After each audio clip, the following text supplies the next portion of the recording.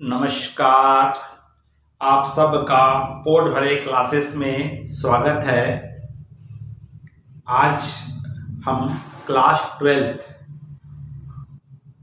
और BCom second year में जो कॉर्पोरेट अकाउंट है, कंपनी अकाउंट्स, जो सीबीएसई और सीजी कोर्स में अकाउंट का पार्ट 2 है, जिसको हम कंपनी अकाउंट्स कहते हैं, और बीकॉम सेकेंड ईयर में यही बुक कॉर्पोरेट अकाउंट के नाम से जानी जाती है। तो ये वीडियो क्लास 12 के सीजी के स्टूडेंट एवं सीबीएसई के स्टूडेंट और कॉलेज के बीकॉम सेकेंड ईयर के स्टूडेंट के लिए बहुत ही इम्पोर्टेंट है, बहुत ही महत्वपूर्ण है। आज हम इस वीडियो में जो सीजी छत्तीसगढ़ बोर्ड के माध्यमिक शिक्षा मंडल द्वारा जो असाइनमेंट 3 के लिए जो प्रश्न पूछे जाएंगे वो इसी चैप्टर में से पूछे जाएंगे, इसलिए ये वर्तमान में सबसे ज़्यादा महत्वपूर्ण सीजी के बच्चों के लिए है और साथ में सीबीएसई और बीकॉम के लिए जनरल प्रैक्टिस या जनरल अनिवार्य है। तो आज मैं आप लोग को बताने जा रहा हूँ कि कंपनी होती क्या है, कंपनी का निर्माण किस प्रकार से होता है और कंपनी के द्वारा जो शेयर इशू किए जाते हैं वो क्या होते हैं। तो आज का हमारा जो वीडियो है वो इसमें मैं थ्योरिकल बेस को बताने का प्रयास कर रहा हूं और आप इस वीडियो को अंत तक देखिए तो आपको ये वीडियो बहुत अच्छे से समझ में आएगा। तो आज हम देखते हैं कंपनी क्या है। तो थ्योरिकल दृष्टि से, सामान्य दृष्टि से कहा जाता है, कंपनी से तात्पर्य होता है कंपनी सामान्य तौर पर कंपनी उन व्यक्तियों का एक ऐच्छिक एवं वैधानिक संघ है जिसका निर्माण किसी लाभदायक व्यवसाय के संचालन हेतु किया जाता है। यह वैधानिक दृष्टि से एक कृत्रिम व्यक्ति है जिसका अपना पृथक नाम होता है, उनका अपने सदस्यों से अलग अस्तित्व होता है, उसके सदस्यों का दायित्व प्रायः सीमित होता है, इसकी अपनी सौर मुद्रा होती है और इसकी पूंजी छोटी छोटी इकाइयों में बटी हुई रहती है। और सामान्य भाषा में कंपनी का तात्पर्य होता है कम एंड पनी। कम का मतलब होता है साथ साथ, खाने का मतलब होता है खाना। तो पहले ये होता था जब व्यापारी जो ग्रुप में निकलते थे, कहीं दूसरे स्टेट में जाते थे, तो जब वो अपना बिजनेस करते थे तो खाने के समय जब एक साथ बैठ करके अपने व्यवसाय के बारे में बात करते थे, कंपनी देते थे, तो वहीं से कंपनी का उद्गम हुआ है। फिलहाल कंपनी एक क्या है, एक किसी संस्था है, एक व्यक्तियों का समूह है, इसको कृत्रिम व्यक्ति माना जाता है। तो मैं आपको सामान्य भाषा में, सामान्य स्थिति में आपको लेके आता हूं। अगर मान लीजिए हम आते हैं, हम चाहते हैं कि भी कंपनी डालना, मैं क्या चाह रहा हूं, एक कंपनी डालना चाहता हूं। तो मैंने कंपनी डालने का एक प्रोजेक्ट बनाया, तो उसमें मैंने पहले से तय किया कि भाई मेरा क्या प्रोडक्ट होगा और हम किस प्रकार का प्रोडक्शन करना चाहते हैं, कहाँ कंपनी स्थापित करना चाहते हैं। तो इसके संबंध में गवर्नमेंट के कई सारे नियम्स होते हैं, उन नियमों को हमको पालन करना पड़ेगा और पालन करने के बाद एक प्रोजेक्ट कास्ट बनाई जाती है और इस प्रोजेक्ट कास्ट को गवर्नमेंट के सामने हमको सबमिट करना पड़ता है और फिर जब गवर्नमेंट हमको परमिशन देती है तभी हम कंपनी डाल सकते हैं, कंपनी का निर्माण कर सकते हैं। तो इस प्रक्रिया में हमें क्या क्या करना होता है। तो सामान्य स्थिति, मैंने एक प्रोसेस किया, मैं एक प्रोडक्ट बनाना चाहता हूं, मान लीजिए पेन बनाना चाहता हूं, उस पेन के लिए मैं फैक्ट्री डाल रहा हूं। तो फैक्ट्री की मेरी कॉस्ट जो आ रही है 10 लाख रुपए आ रही है। मेरी प्रोजेक्ट कॉस्ट कितनी आ रही है, 10 लाख रुपए है। और 10 लाख रुपए कब की होती है, आज से 10 साल 20 साल के बाद के लिए, मतलब कंप्लीट फैक्ट्री बनने तक, उसका प्रोडक्शन होने, उसका पूर्ण के रूप से कास्टिंग की जाती है। तो मान लीजिए मेरी कंपनी का प्रोजेक्ट कास्ट जो है कितना है, 10 लाख है। अब 10 लाख रुपए मेरे पास अपना व्यक्तिगत होगा तो मैं अब पैसे को लगा दूंगा, तो वो मेरी क्या कहलाएगी, प्राइवेट कंपनी कहलाएगी। अब लेकिन मेरे पास 10 लाख रुपए उपस्थित नहीं है, इसका तात्पर्य है कि मेरे पास 10 लाख नहीं है, तो मुझे कहां जाना पड़ेगा, किसी बैंक के पास जाना पड़ेगा, किसी फाइनेंस कंपनी के पास जाना पड़ेगा। तो जब मैं किसी फाइनेंस कंपनी के पास गया तो उन्होंने कहा कि भाई ठीक है, आपको लोन मिल जाएगा, लेकिन आपको अथॉरिटी आपको गारंटी के रूप में या तो जमीन का कागज या गोल्ड आदि आपको क्या करना पड़ेगा, गारंटी देनी पड़ेगी, रखनी पड़ेगी। तो मेरे पास उसके लिए कोई नहीं है, जमीन नहीं है, ना तो गोल्ड है जमा, इसका मतलब मेरी फैक्ट्री नहीं चालू हो पाएगी, मेरी कंपनी नहीं बन पाएगी। तो फिर मैंने क्या किया, कहां पे आया, पब्लिक के पास गया, जनता के पास गया, जनता को कहा, आप लोगों को कहा कि भाई मेरे यहाँ पैसा लगाइए। तो क्या आप मेरे यहाँ 10 लाख रुपए लगाएंगे क्या? नहीं लगाएंगे। तो मैंने क्या किया, अपने 10 लाख रुपए को छोटे छोटे अर्थात 10 रुपए या 100 रुपए वाले भाग में बांट दिया। तो मैंने 100 रुपए वाला एक हिस्सा बना दिया और 10 लाख को 100 रुपए से मैंने क्या कर दिया, डिवाइड कर दिया। तो मेरे पास कितने हिस्से बन गए, 10,000 भाग बन गए, 10,000 भाग या 10,000 हिस्से बन गए, जिसको यहां कहा जाता है शेयर कहा जाता है। कितने शेयर बन गए, 10,000 शेयर हो गए। अब एक शेयर की कीमत कितनी है मेरी, 100 रुपए है। अगर कोई व्यक्ति मेरे कंपनी में 100 रुपए लगाना चाहता है तो मेरे कंपनी का कितना शेयर खरीद लेगा, एक शेयर खरीद लेगा। कोई मेरे कंपनी में 1,000 रुपए लगाना चाहता है तो मेरे कंपनी के 10 शेयर खरीद लेगा। अगर कोई मेरे यहाँ 10,000 रुपए लगाना चाहता है तो मेरे कंपनी के कितने शेयर खरीद लेगा, 100 शेयर खरीद लेगा। तो इस तरह से मैंने अपने शेयर को पब्लिक में वितरित कर दिया, पब्लिक में इशू कर दिया और सभी लोगों ने मेरे शेयर खरीद लिए। तो इस प्रकार से मेरे पास क्या आ गया, 10 लाख रुपए मेरे पास आ गया और मैं अपनी फैक्ट्री स्टार्ट कर सकता हूं।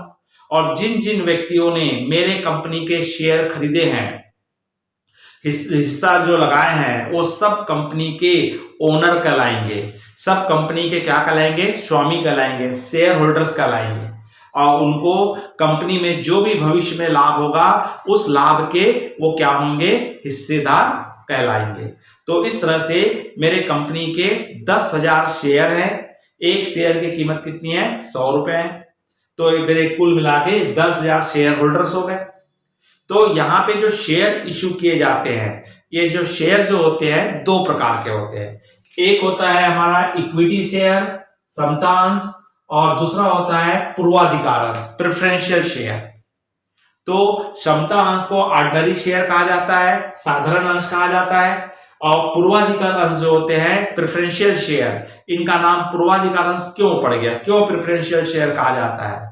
तो इन शेयर होल्डर्स को दो विशेष राइट्स प्राप्त है, दो विशेष अधिकार दिए गए हैं। पहला अधिकार है, जब कभी भी कंपनी को लाभ होगा तो इनको प्रथम लाभ पाने का अधिकार होगा। द्वितीय, अगर किसी कारणवश कंपनी बंद हो रही है या कंपनी को बंद कर दिया गया है, कंपनी को क्लोज कर दिया जा रहा है, तो उस समय जब पूंजी लौटाने की बारी आएगी तो सबसे पहले पूंजी पाने का अधिकार पूर्वाधिकार अंशधारियों को होता है। उसके बाद पैसा बचेगा तो इक्विटी शेयर होल्डर्स को मिलेगा, कई बार पैसा नहीं भी बचता है। तो दो विशेष अधिकार मिलने के कारण ही इन अंशों का नाम क्या पड़ गया है, पूर्वाधिकार, प्रेफरेंशियल शेयर पड़ गया है। और इन पूर्वाधिकार अंशों के सामने में हमेशा प्रश्न के सामने में 8%, 10%, 12% लिखा रहता है। इसका तात्पर्य होता है कि आपने जिस कंपनी के 10% वाले या 12% वाले पूर्वाधिकार अंश खरीदे हैं और जितने रुपए का आपने इन्वेस्ट किया, मान लीजिए मैंने 10,000 रुपए के पूर्वाधिकार अंश खरीदा हूं, तो उसके मेरे पूर्वाधिकार अंश के सामने 10% लिखा है। इसका मतलब 10,000 का 10%, मतलब 1,000 रुपए मुझे डिविडेंड मिलेगा, मुझे लाभांश मिलेगा। इसमें लाभांश पूर्ण रूप से तय रहता है, जबकि समता अंशों में लाभांश क्या रहता है, अप डाउन होते रहता है। अगर कंपनी को ज्यादा लाभ होगा तो आपको ज्यादा प्रॉफिट मिलेगा, कंपनी को कम लाभ होगा तो कम प्रॉफिट मिलेगा, या नहीं लाभ होगा तो आपको लाभ नहीं मिलेगा। तो समता अंश जो होते हैं, ऑर्डिनरी शेयर एक ही प्रकार के होते हैं, लेकिन पूर्वाधिकार अंश जो होते हैं कितने प्रकार के होते हैं, इनके हमारे 8 प्रकार के होते हैं। तो क्या क्या किस प्रकार से होते हैं और क्या क्या होते हैं? तो पूर्वाधिकार के प्रकार हमारा है, एक होता है संचयी पूर्वाधिकार अंश, जिसको कम्युनिटिव प्रेफरेंशियल शेयर कहा जाता है। इसका तात्पर्य होता है कि अगर आप किसी कंपनी के कम्युनिटिव प्रेफरेंशियल शेयर खरीदते हो तो ऐसी स्थिति में आपका लाभ जो है कंपनी में कम्युनिट होते रहता है, जमा होते रहता है। जैसे मान लीजिए पहले साल आपने 10,000 के शेयर खरीदे थे तो 10,000 का 10% कितना लाभ बना था, 1,000 लाभ बना था। पहले साल कंपनी को लाभ नहीं हुआ तो आपको लाभ हुआ नहीं तो आपको मिलेगा नहीं, लेकिन आपका 1,000 रुपए का लाभ कंपनी के पास क्या हो गया, जमा हो गया। दूसरे साल भी कंपनी को लाभ नहीं हुआ, तो दूसरे साल का 1,000 रुपए भी आपका क्या हो गया, जमा हो गया। तीसरे साल भी आपको लाभ हुआ, कंपनी को लाभ नहीं हुआ, तो 3 साल का लाभ कितना हो गया, 3,000। चौथे साल को जब कंपनी को लाभ होगा तो चौथे साल के लाभ के साथ साथ आपका जमा हुआ जो लाभ है 3,000, वो भी आपको प्राप्त होता है। तो ऐसे अंशों को संचयी पूर्वाधिकार अंश कहते हैं। असंचयी पूर्वाधिकार अंश जिसमें यह सुविधा आपको नहीं प्राप्त है, जिसको ऑर्डिनरी पूर्वाधिकार अंश कह सकते हैं। दूसरा हमारा आता है इसमें भाग युक्त पूर्वाधिकार अंश, पार्टिसिपेटिंग प्रेफरेंशियल शेयर कहा जाता है। इसमें एक चीज होता है कि आपको 2 बार लाभ मिलता है। सिंपल एग्जांपल के रूप में ले, हमको मान लीजिए हम दुर्गा कमेटी है और दुर्गा कमेटी के हम एक मेंबर है, तो दुर्गा कमेटी में अष्टमी के दिन वहां भोग बनता है, प्रसाद बनती है। तो जितने मेंबर होते हैं उन मेंबर का एक पैकेट क्या रहता है, निर्धारित रहता है, आपको घर में आपकी प्रसाद आपकी पहुंच जाएगी। तो मतलब आपका एक प्रसाद तो मिलना तय है। अब क्या था, हमको प्रसाद लेना था, तो वहां पे जो भोग या प्रसाद बट रही थी वहां लाइन लगी थी, तो आप भी लाइन में खड़े हो सकते हैं। तो आपने लाइन में खड़े होकर के भी क्या ले लिए, भोग ले लिए, और ऑलरेडी यहाँ का भोग आपका मिल ही रहा है, तो आपको डबल लाभ मिल, डबल प्रसाद मिली है। ठीक उसी प्रकार प्रेफरेंशियल शेयर का आपका जो 1,000 है तो मिलना ही है, फिक्स है।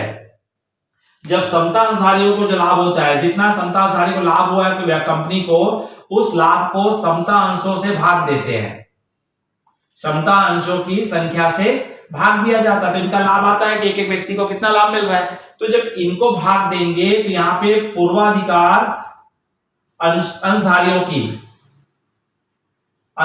की संख्या को भी जोड़ देते हैं। तो मतलब यहां पे मान लीजिए 10,000 समता अंशधारी थे, 1,000 पूर्वाधिकार, मतलब इसका मतलब 11,000 से डिवाइड करेंगे, और जो प्रति अंश जो मिलेगा किनको मिलेगा, समता अंशधारी को मिलेगा और पूर्वाधिकार अंशधारी को भी मिलेगा। मतलब आपको डबल लाभ पाने का अधिकार होता है। उसको हम यहां कहते हैं भाग युक्त, कहते हैं पार्टिसिपेटिंग प्रेफरेंशियल शेयर कहते हैं। उसके बाद होता है परिवर्तनशील पूर्वाधिकार अंश। तो एक्चुअल में होता क्या है कि जो किसी भी कंपनी में अगर आप शेयर खरीदते हो तो इसको लॉन्ग लाइफ इन्वेस्टमेंट माना जाता है, दीर्घकालीन विनियोग कहा जाता है।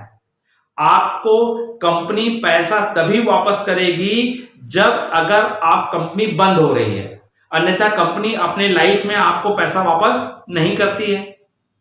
अब ये बात हमको अच्छे से मालूम हो गई कि नहीं, हमको वापस अभी नहीं मिलेगा। हाँ, अगर आपके मार्केट में उस कंपनी की गुडविल अच्छी है और कोई व्यक्ति उन अंशों को खरीदने के लिए तैयार है तो आप बेच सकते हो, उस व्यक्ति को अन्य व्यक्ति को बेच सकते हो, लेकिन कंपनी आपको पैसा वापस नहीं करती है।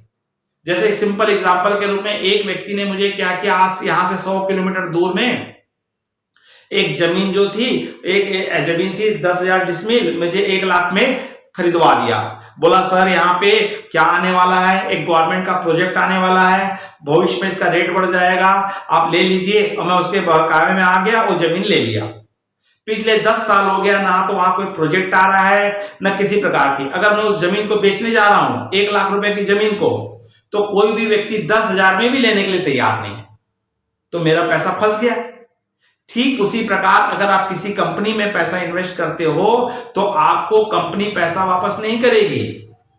हाँ, अगर मार्केट अच्छा है तो उसके शेयर अगर कोई अन्य व्यक्ति लेना चाहेगा तो बेच पाओगे, अन्यथा आप नहीं बेच सकते। तब ऐसी स्थिति में हमको क्या ध्यान रखना पड़ता है, तो हम यहां पे देखते हैं, यहां पे शुद्ध पूर्वाधिकार अंश। तो अब ऐसी स्थिति में जब सामने वाले व्यक्ति को पता चल चुका है कि भाई मेरा एक रिस्क है कि मैं अगर यहां पैसा लगाता हूं भविष्य में मेरे को पैसा वापस मिलेगा कि नहीं मिलेगा, तब ऐसी स्थिति में कंपनी क्या करती है, शुद्ध पूर्वाधिकार अंश मार्केट में लाती है। ये बोलती है कि भाई हम आपको हमारे यहां पैसा लगाइए, हम आपको 10 साल के अंदर, 10 साल के बाद हम आपका पैसा वापस कर देंगे। तो कोई भी व्यक्ति क्या हो सकता है, 10 साल के लिए क्या ले सकता है, रिस्क ले सकता है। तो ऐसे अंश जो अपने जीवन काल में पूंजी लौटाई दी जाती है, उन अंशों को क्या कहा जाता है, शुद्ध पूर्वाधिकार अंश कहा जाता है, रिडेम्पशन प्रेफरेंशियल शेयर कहा जाता है। और जिनमें ये सुविधा नहीं रहती है उसको अशुद्ध अनरिडेम्बल प्रेफरेंशियल शेयर कहा जाता है। ठीक उसी प्रकार एक होता है परिवर्तनशील पूर्वाधिकार अंश, कन्वर्टेबल प्रेफरेंशियल शेयर। होता क्या है, कई बार कंपनी को हमने कंपनी के क्या खरीद लिए, इक्विटी शेयर खरीदे हैं, समतांश खरीद लिए, ऑर्डिनरी शेयर। कई बार क्या होता है, कंपनी को स्टेबल होने में, स्थिर होने में 5 साल 10 साल 15 साल लग जाते हैं। तो इस शुरू में आपको क्या नहीं मिलेगा, कंपनी को लाभ ही नहीं होगा तो आपको लाभ नहीं मिलेगा। लेकिन प्रेफरेंशियल शेयर का लाभ क्या तय है, आपका 1000 रुपए लाभ क्या हो रहा है, जमा हो रहा है। लेकिन जैसे ही 10 साल के बाद कंपनी स्टेबल हो जाती है तो कंपनी का लाभ बहुत तीव्र गति से बढ़ने लग जाता है, और जो प्रेफरेंशियल शेयर होल्डर्स का लाभ रहता है वो निर्धारित रहता है, और समतांशधारियों का लाभ क्या होता है, बढ़ते चले जाता है। तब ऐसी स्थिति में हमको लगता है अगर हम भी पूर्व समतांश खरीदे होते हमको ज्यादा लाभ हुआ होता।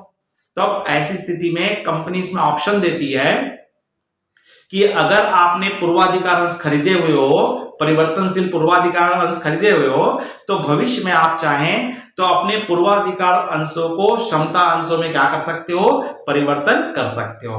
तो अगर आपने ऐसे शेयर खरीदे हो तो अपने शेयर को आप क्या कर सकते हो, समता अंश में कन्वर्ट कर सकते हो। तो ये तो बच्चों क्या था, समता अंश किसे कहते हैं, पूर्वाधिकार क्या होता है, और पूर्वाधिकार अंशों के प्रकार बताइए। इसमें से आपको एक प्रश्न कंपलसरी आता है कि समता अंश और पूर्वाधिकार अंश किसे कहते हैं, उनमें अंतर बताइए, और पूर्वाधिकार अंशों के प्रकार बताइए। एक प्रश्न आपका इसमें तय है। इसी का हमारा सेकंड पार्ट आता है आपका पूंजी, है ना, कैपिटल। तो कैपिटल को ही छोटे छोटे हिस्सों में बांट दिए थे, तुम्हारा क्या बन गया था, वो शेयर बन गया था, जिसके बारे में मैंने आपको विस्तार से बताया। अब हमारा होता है कि मेरे को एक कंपनी स्थापित करना है, कंपनी स्थापित करना है, तो कंपनी स्थापित करने के लिए मुझे क्या क्या प्रक्रिया से गुजरना पड़ेगा और क्या क्या सिस्टम्स अपनाना पड़ता है, तो आज मैं वो उसको बताने जा रहा हूं। तो हम एक एग्जांपल लेके देख के चलते हैं कि अगर मुझे एक स्कूल खोलना है और एक कंपनी खोलना है, दोनों में क्या फर्क चलता है और कैसे होता है। अगर मुझे स्कूल खोलना है, एक सीबीएसई का है या सीजी का, मेरे 11 to 12 स्कूल खोलना है या कॉलेज खोलना है, तो क्या मैं एक दरवाजा, एक रूम ले लूंगा, एक हॉल ले लूंगा, वहां पे एक बोर्ड टांग दूंगा कि कल से अभी यहाँ पे कक्षा 11वीं से 12वीं का स्कूल प्रारंभ हो रहा है। ऐसा हो सकता है क्या? ऐसा संभव है? नहीं है। कोई भी स्कूल खोलने के पहले हमको गवर्नमेंट से परमिशन लेना पड़ता है, मान्यता लेनी पड़ती है। जब गवर्नमेंट हमको मान्यता देती है तभी हम कोई स्कूल खोल सकते हैं, कोई कॉलेज खोल सकते हैं, कोई आईटीआई खोल सकते हैं, कोई इंजीनियरिंग कॉलेज खोल सकते हैं, मेडिकल कॉलेज खोल सकते हैं, बीएड कॉलेज खोल सकते हैं। इनकी एक प्रक्रिया होती है। तो जिस प्रकार से एक स्कूल को खोलने की प्रक्रिया होती है, ठीक उसी प्रकार से एक कंपनी को ओपन करने की प्रक्रिया होती है। मैं स्कूल के एग्जांपल से आपको कंपनी कैसे स्टार्ट होती है वो आपको बताने जा रहा हूं। तो सर्वप्रथम देखिए कि अगर मान लीजिए मुझे एक स्कूल खोलना है, तो स्कूल खोलना है तो मुझे क्या करना पड़ेगा, एक प्रोजेक्ट बनाना पड़ेगा। तो मेरा प्रोजेक्ट है कि मैं भविष्य में अपने यहां अधिक से अधिक 3000 बच्चों को एडमिशन देना चाहता हूं। सीबीएसई पैटर्न का स्कूल खोल रहा हूं, क्लास 1 से लेकर 12 तक है। तो अब मान के चलिए कि आप 3000 बच्चों को अपने यहां एडमिशन देना चाहते हैं, है ना। 3000 के लिए आप अपना प्रोजेक्ट बना रहे हैं। तो 3000 मतलब एक क्लास में अगर आप 50 बच्चे को बैठाते हो, या 2000 बच्चों को मान लीजिए आप एडमिशन देना चाहते हो, 2000 में एक क्लास में 50 बच्चे को बैठाते हो, तो 2000 को आप 50 से भाग दीजिए, तो लगभग आपको 40 कमरों की जरूरत पड़ेगी। 40 से 50 कमरों की जरूरत पड़ेगी। क्या अब वर्तमान में आपके पास 40 से 50 कमरे हैं? और उतने ही आपको 100 के आसपास स्टाफ लगेगा। तो इन सब सुविधाओं को देखकर कंप्लीट होने के बाद ही आप क्या ले सकते हो, 2 से 3000 बच्चों को एडमिशन दे सकते हो। तो आपको सबसे पहले, हाँ, अगर मान लीजिए आपने 1000 बच्चों को ही परमिशन लिए, आपने चालू कर दिए, तो आप बच्चे बढ़ा नहीं सकते, क्योंकि आपको गवर्नमेंट ने कितने बच्चों का परमिशन दी है, 1000 बच्चों का। तो इसलिए कोई भी कॉलेज स्कूल खोला जाता है तो अधिकतम बच्चों के लिए हम गवर्नमेंट के पास रजिस्ट्रेशन कराते हैं, और जितने बच्चों के लिए आप रजिस्ट्रेशन कराओगे उतने ही बच्चों को ही, या उससे कम ले सकते हो, लेकिन उससे ज्यादा आप एडमिशन नहीं ले सकते हो। तो गवर्नमेंट को आपको बताना पड़ता है कि आप कितने बच्चों को अपने स्कूल में पढ़ाना चाहते हैं। तो इसके लिए आपको क्या करना है, गवर्नमेंट के पास रजिस्ट्रेशन कराना पड़ेगा। तो हमने यहाँ पे 2000 स्टूडेंट का रजिस्ट्रेशन कराया। कितने स्टूडेंट का रजिस्ट्रेशन कराया है? 2000 बच्चों का हमने रजिस्ट्रेशन कराया है कि हम अपने स्कूल में 2000 बच्चों को क्या देना चाहते हैं, एडमिशन देना चाहते हैं। ओके, तो ठीक उसी प्रकार आप जो कंपनी बना रहे हो, तो उस कंपनी के लिए भी आपको गवर्नमेंट के पास रजिस्ट्रेशन करना पड़ता है, आपको प्रोजेक्ट कास्ट बनाना पड़ता है कि आपके टोटल कंपनी आज से 20 साल 25 साल 30 साल के बाद उसकी कितनी जमीन है, कितनी बड़ी बाउंड्री वॉल रहेगी, वहां स्कूल रहेगा, बच्चों की सुविधा रहेगी, कर्मचारियों के कमरे रहेंगे, पूरा आपका ढांचा तैयार हो जाएगा, उसकी कास्ट बताई जाती है, ना कि वर्तमान में कितना पैसा लग रहा है। तो आज हम मान लीजिए हमने एग्जांपल लेके चले, हमको भविष्य तक हमको पूरा प्रोजेक्ट कास्ट कितने का 10 लाख का है, हमारी छोटी यूनिट है, तो हमको गवर्नमेंट से हमको क्या करना पड़ेगा, परमिशन कराना पड़ेगा। तो गवर्नमेंट के पास हमको रजिस्ट्रेशन कराना पड़ेगा, जिसके लिए यहाँ रजिस्टर्ड कैपिटल कहा जाता है, या ऑथराइज कैपिटल कहा जाता है, या अधिकृत पूंजी कहा जाता है। तो मैंने यहाँ पे गवर्नमेंट के पास रजिस्टर कराया कि मेरे 10,000 इक्विटी शेयर है और एक शेयर कितने का है, 100 रुपए का है। कितने का है, एक शेयर 100 रुपए का है और 10,000 शेयर है। मैं कभी भी 10,000 शेयर से ज्यादा पब्लिक में इशू नहीं कर सकता, क्योंकि मेरा रजिस्ट्रेशन कितने का हुआ है, 10,000 शेयर का हुआ है। ठीक, अब हमने यहाँ 2,000 बच्चों के लिए एडमिशन कराना चाहते थे अपने पास। तो वर्तमान में हमारा जो बिल्डिंग्स बन के तैयार हुई है वो हमारे केवल फर्स्ट ग्राउंड फ्लोर तैयार हो पाया है, और उसमें लगभग हमारे 2,000 बच्चों का हमारा था, तो लगभग 20 कमरे बने हैं, तो कम से कम हम 1,000 बच्चों को हम एडमिशन दे सकते हैं। तो जब हम पब्लिक में जाएंगे, जनता में जाएंगे, तो 1,000 बच्चों का आवेदन मांगेंगे या 1,000 बच्चों को एडमिशन का एडवर्टाइजमेंट निकालेंगे। तो हमने एडवर्टाइजमेंट निकाली कि भाई हमारे यहाँ 1,000 बच्चों के लिए सीट अवेलेबल है, हम 1,000 बच्चों को एडमिशन देना चाहते हैं। तो उसको कहा जाता है कि शेयर आपने क्या किए, इश्यू किए, एप्लीकेशन मार्केट में लाए हैं, कितने लाए हो, 1,000। आपने पब्लिक में कितना डिक्लेयर किया हो कि मैं कितने बच्चों को एडमिशन लेना चाहता हूं, 1,000 बच्चों को, क्योंकि आप ज्यादा बच्चे ले लिए, अगर वो सुविधाएं नहीं दिए तो भविष्य में आपका मार्केट गुडविल खराब हो जाएगी और आपका रिकॉर्ड खराब हो जाएगा और बच्चे आपका स्कूल छोड़ करके चले जाएंगे। इसलिए हम उतने ही बच्चों को एडमिशन के लिए तैयार होते हैं जितने की हमारे पास सुविधा उपस्थित है। तो ठीक उसी प्रकार कंपनी भी यही काम करती है कि उसके पास 10,000 शेयर है, अथॉरिटी है कि 10,000 शेयर मार्केट में वो बेच सकते हैं, लेकिन अभी वर्तमान में उनको 10 लाख की जरूरत नहीं है। वर्तमान में केवल अभी 5 लाख रुपए की या 6 लाख रुपए की जरूरत है। तो पब्लिक में वो पूरा पैसा अगर मांग लेते हैं तो उस पर उनको लाभ देना पड़ेगा। जब कंपनी आप स्टेबल ही नहीं हुई है, कंपनी में प्रॉफिट ही नहीं हो रहा, तो आप प्रॉफिट कहां से दोगे? इससे मार्केट में हमारे शेयर की वैल्यू क्या हो जाएगी, गिर जाएगी। तो इसलिए उतना ही पैसा हम मार्केट से लेंगे जितना हमको जरूरत है। मान लो हमको 6 लाख रुपए की जरूरत है, तो यहाँ पे आप क्या करेंगे, इश्यू कैपिटल कहते हैं हम इसको, क्या कहते हैं, इश्यू कैपिटल। तो हमने यहाँ पे 6,000 शेयर, एक शेयर 100 रुपए का है, तो 6 लाख रुपए कैपिटल हमने मार्केट में इशू किए। हमने एक पेपर में ऐड दिए हैं कि भाई जो भी कंपनी, जो भी व्यक्ति हमारे यहाँ के शेयर खरीदना चाहते हैं, संबंधित स्टेट बैंक आप या बैंक ऑफ बड़ौदा में आप कांटेक्ट कीजिए, वहां से हमारा एप्लीकेशन फॉर्म लीजिए और एप्लीकेशन फॉर्म भर करके आप एप्लीकेशन के साथ डीडी बना करके या चेक बना करके आप हमारे शेयर को खरीद सकते हैं। तो वो हमारी कहलाती है इशू कैपिटल। इसमें से हमने कितने शेयर अभी इशू नहीं किए हैं जो भविष्य में कर सकते हैं, तो 4,000 शेयर। तो 4,000 शेयर 100 रुपए वाले हैं, 4 लाख रुपए के शेयर हमने अभी इशू नहीं किए हैं, जिसको भविष्य में हम कभी भी क्या कर सकते हैं, इशू कर सकते हैं। इसको कहा जाता है अनिर्गमित पूंजी कहा जाता है, अनइशूड कैपिटल कहा जाता है। अगले बार हमने यहाँ पे कितने बच्चों के लिए एडमिशन के लिए हमने एप्लीकेशन किए थे, 1,000 बच्चों को हम एडमिशन देंगे बोले, मार्केट में एडवर्टाइज निकाल दिए। अब जब आवेदन करने की बारी आई, लोगों ने हमारे यहाँ फॉर्म खरीद के ले गए, हमको कॉल किए कि भाई हम अपने बच्चों को आपके स्कूल में एडमिशन देना चाहते हैं। तो उन्होंने, जितने लोगों ने हमारे यहाँ कॉल किए, जितने लोगों ने हमारे एप्लीकेशन खरीद के ले गए, मतलब वही बच्चे एडमिशन लेंगे। तो हमारे पास मात्र 800 लोगों ने ही, 800 स्टूडेंट के मेरे फॉर्म बिके हैं।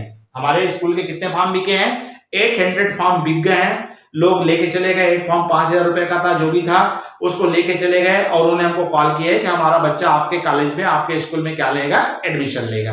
मतलब सब्सक्राइब किया है। क्या किया उन्होंने, आपके यहाँ सब्सक्राइब किया है, प्राथिक किया है कि हम आपके यहाँ क्या लेना चाहते हैं, एडमिशन लेना चाहते हैं। तो हम भविष्य में जो भी रिकॉर्ड रखेंगे 800 बच्चों का ही रखेंगे, और हमको मालूम है कि हमारे यहाँ कितने बच्चे एडमिशन लेने वाले हैं, 800। ठीक उसी प्रकार जब कंपनी शेयर इशू करती है, तो 6 लाख रुपए के 6,000 शेयर पब्लिक में लाई थी, तो इनमें से मात्र 4,000 शेयर ही 100 रुपए वाले, 4 लाख रुपए के ही शेयर खरीदने के लिए हमारे शेयर होल्डर क्या हुए हैं, तैयार हुए हैं। बैंक से केवल 4000 शेयर का एप्लीकेशन निकला है और लोगों ने जो मिनिमम अमाउंट है वो जमा कर दिया। तो इसका मतलब यह है कि आपके कितने लोग आपके यहाँ शेयर खरीदना चाहते हैं? 4000 शेयर खरीदना चाहते हैं। एक शेयर कितने रुपए का है? 100 रुपए का। तो आपको कितनी कैपिटल मिलने वाली है? 4 लाख। तो 4 लाख रुपए आपकी क्या कहलाती है? सब्सक्राइबल कैपिटल, प्राथिक पूंजी कहलाती है। अब इसमें से 6 लाख में से आपका 4 लाख 4 आ गया, 2000 आपके क्या थे? अनसब्सक्राइब हो गए। इन्होंने अभी तक आपके यहां पैसा लगाने के लिए कोई इंटरेस्ट नहीं दिखाया है, तो 2 लाख रुपए आपके लिए क्या है? अनसब्सक्राइब्ड है, अप्राथिक है, जिन्होंने आपके यहां पैसा लगाने के लिए कोई भी इंटरेस्ट नहीं दिखाया।